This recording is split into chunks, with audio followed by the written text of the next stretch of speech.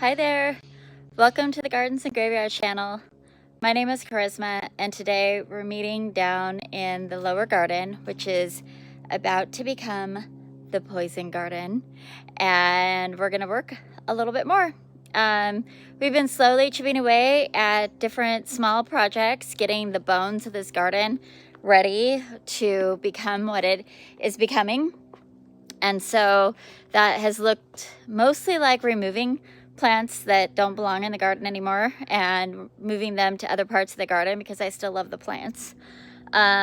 We've also added a couple of plants that do belong in the garden that don't belong in other places in the garden. So it's been a little bit of a merry-go-round with plants around here lately, and we're going to do a little bit more today.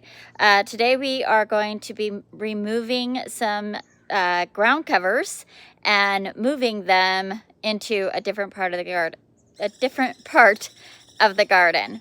So we've been working for the past few days, removing a big pile of slow compost that we've had in this area for several years. It has gone very slowly. We work on it for about an hour a day for the last 5 days, and we're down to like the most composted area, but also the most roots that are growing through the bottom of this compost pile. So it's really difficult to just pitchfork out or shovel out.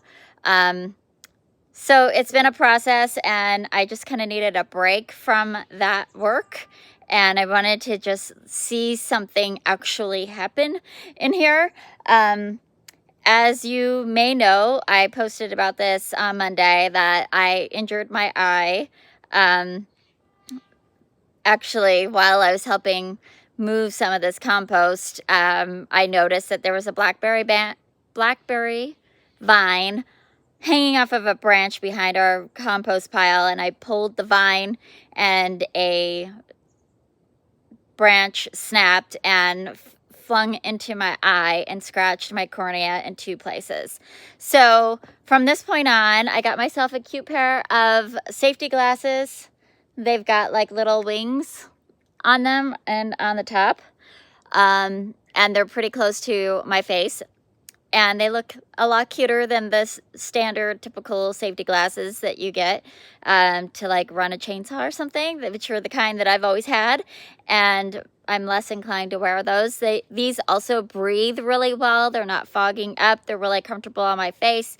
So you'll be seeing me wear these in the garden unless I'm wearing sunglasses, because my eyes are really sensitive to light. It's a cloudy day. I'm in the shade, so I'm feeling okay. But I just wanted you to be aware of that. If you notice that they're safety glasses and they're not like real glasses, that's why. I'm taking extra precautions with my eyes. I'm getting older. I can't afford to have anything screw up my eyes, you know? So not that we can afford to have our eyes screwed up at any age, but it's just like more glaringly obvious, I feel like, every time something goes wrong with my body. After I turned 45, it's like, oh, there's something wrong with my body. It just becomes a bigger deal. So anyway, I'm going to turn the camera around, show you the progress that we've made on our compost pile, and then I will show you the ground cover that we're going to move and why we're moving it, where we're moving it, and all that fun stuff. So over here, we recently planted these skimmias in between the snowberry shrubs, and behind that we had a huge pile of slow compost. Now, we have been working on it for the last 5 days to remove I think it's been 5 or 6 days to remove all of this compost. And the first thing we did is we took all the greens and we put them in one bin, and then we have been removing any sticks that we find, and we put them over here in this pile because we're going to be making a dead hedge, which is going to create a fence around this poison garden. But now we're down to the kind of finished compost. It's not fully finished, but it certainly has broken down. But you'll see that we have blackberry cane growing through it. We have ivy roots growing through it. And you can see this whole bank is all ivy. So obviously we want to get into that and remove the ivy eventually. But our first priority is removing all of this composted material and removing the ivy and blackberry from this area, because I want to plant one of our hydrangeas right here. The oak leaf hydrangea that is underneath the deck right here is not getting enough sunlight to color up in fall or produce flowers. So I recently trimmed it back so it'll be easier to move, and then I want to get it over in that area. This particular oak leaf hydrangea will get 10 foot tall, so it needs to be in a space where it can really get big. And I've been watching the sun patterns, and it should get a significant amount more sunlight over in that area once we clear the stuff away. Quick note on slow compost. What does that mean? It means we literally just throw all of our debris in one pile. We never turn it. We don't water it. We don't add any amendments to make the process go any faster. It's in a shady location. It gets natural rainfall. That's it. That's all we do. And we just keep adding organic matter on top of it.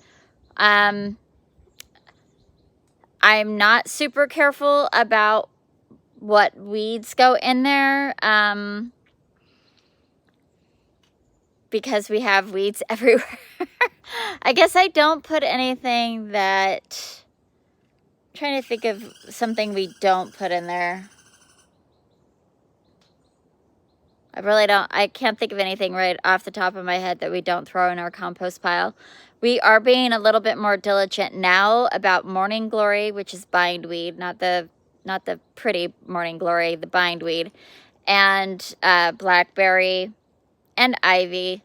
And we're just putting those in a separate pile that, well, we're going to be doing some different things with our compost, but we are separating out some more of those invasives at this point in time. But I haven't noticed any problem using this, like when I pull out finished compost from our slow compost piles, I don't notice a new introduction of those weeds in the areas that I use the compost. So I feel like it does its job, and I'm not left with, you know, I'm not really putting any weed seeds in there. I'm just putting like their roots and vines in there, which could be problematic if I wasn't letting it fully finish before using it.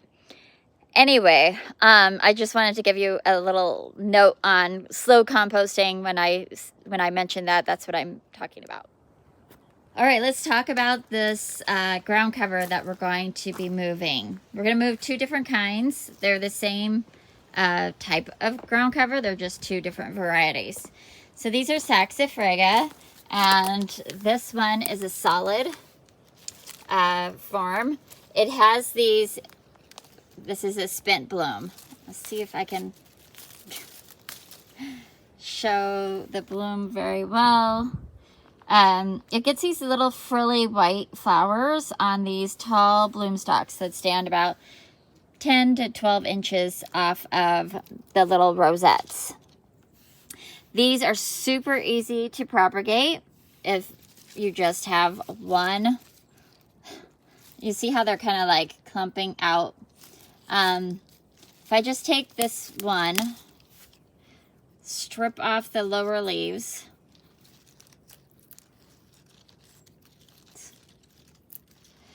and I stick this in soil, just like this.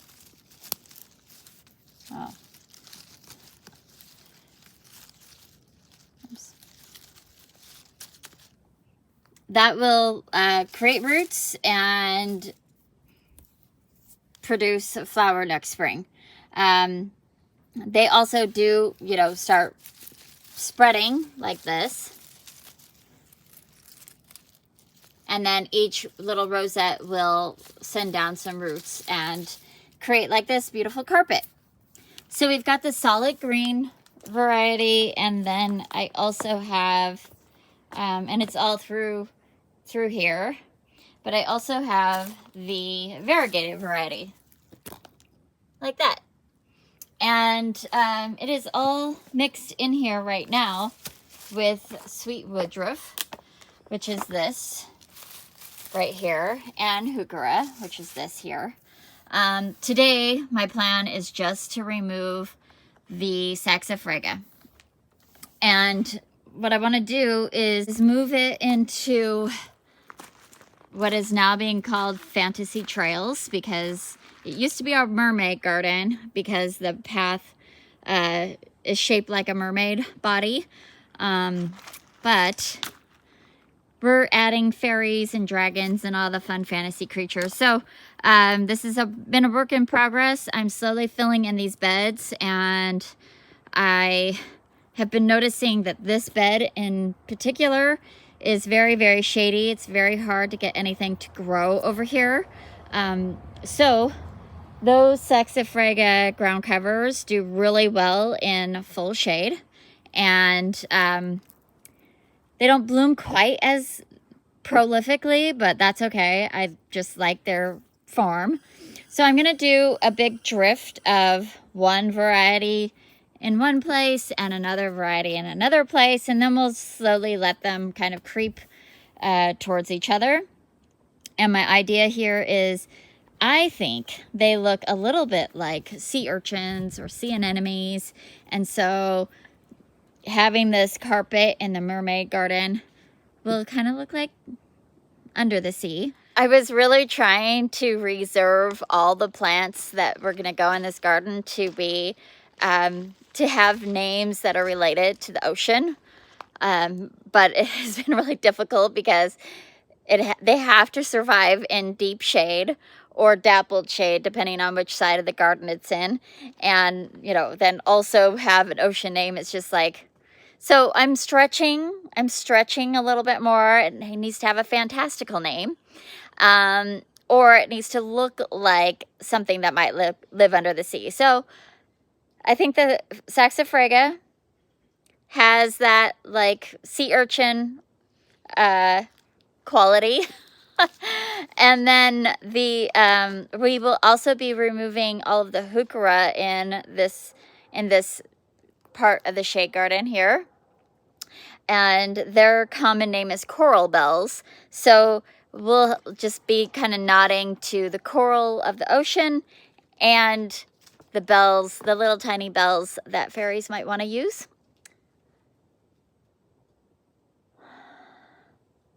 The other roadblock that I've had working in this compost pile, other than it's just hard work and tedious, is we have a squirrel who has been throwing all of the green cones down. I know it's just like natural selection. I don't know why they kick off all the green cones, but when they throw them down from way up at the top of these trees that are like 7,500 foot tall trees, it can be kind of dangerous. So when they get on a kick of throwing those cones down, I leave because I don't want to get hurt by a pine cone. But anyway, I'm going to be working under the deck today, so hopefully that'll protect me if the squirrels decide to go crazy with the cones again. But yeah, that's all I'm going to do is I'm just going to pull up all of the ground cover, and then we'll move it over there and plant them.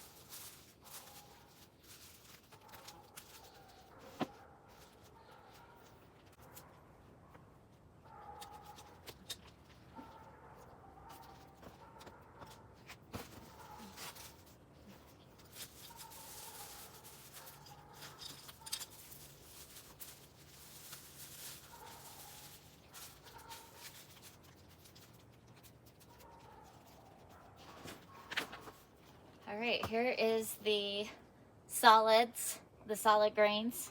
We're gonna go dump these out over where I wanna place them, come back and grab the variegated ones.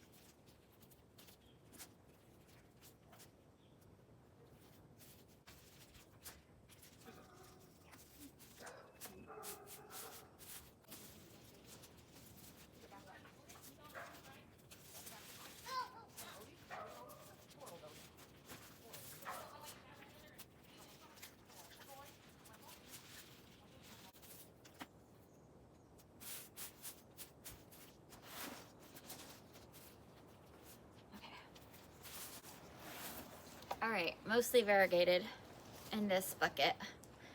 I found some stragglers.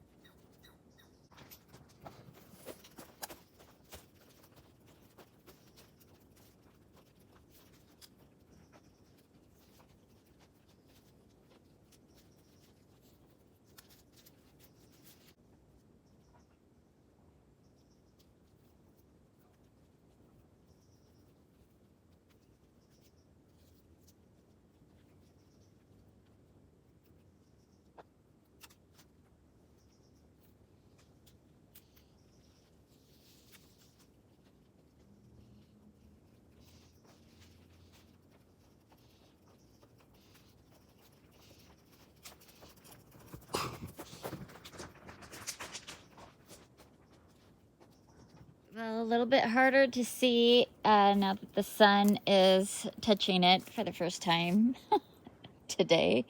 It's 6 o'clock in the evening, and this is the most sun this bed gets. So, filled in this whole back area with the variegated Saxifraga. We had enough to just fill in this entire bed. So I brought it all the way down and capped it off here with a little patch. It's just kind of dotted through otherwise.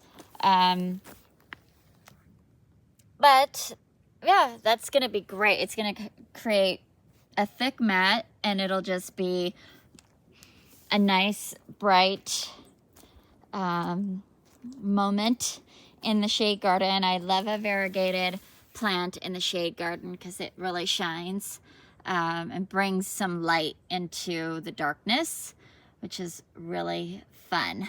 We ended up just taking our solid green Saxifraga, putting it in a tub, and we took it upstairs to babysit until I can decide on where they're all gonna live. There's even some variegated Saxifraga left over, which I'll probably just put in a couple of pots and bring them down here so that if I have pieces that like die out or they don't root in, I'll have some backup that I can plug in quickly rather than waiting for it to fill in. I know I'm also removing a rhododendron in this bed, so maybe I'll want to pop a couple of those Saxifraga in that space to fill in. Yeah, so I'm kind of happy that it ended up that way. There was enough to fill in this whole side with the variegated variety. Possibly I'll continue it on the other this little bed right here, but we're gonna be doing a couple of little things over there to make sure that that's how I want it. So I don't really want to add too much. There's a hosta there now. There's a fuchsia there and a dogwood, but I kind of want to just leave it alone until I make some other decisions, which is another reason why having those extra variegated pieces in a couple of pots would be great, because then I could just use it to expand into other parts of the garden later. With the solids, there's a lot, and I already have a couple of pots of solids. So I have a couple of like vague ideas of where I might want to plant those. Before I just toss them in the compost, I want to just make sure that I can put them to good use if I can think of a good place for them to go. So they're super easy to propagate. So if, you know, I end up putting it in the compost, I'm not going to feel bad about it because I have lots of it everywhere else. And if I want to get a big patch going, it'll be easy enough to make happen. That is going to be all for today's video. Spencer was working on the compost a little bit more. I think he got 2 wheelbarrows full of that compost. We're knocking it down. I'm hoping that in the next few days it'll be complete. We can move the oak leaf hydrangea. Once we do that, I can move a rhododendron that's upstairs down into the poison garden, and this little rhododendron will go into the poison garden as well. It just needs a little bit more sun than it gets in that spot. Yeah, so that's it. I hope you enjoyed it. I hope you are celebrating your life. I hope that you are bringing a little light into your darkness in some way, and I will see you in the next video. Bye.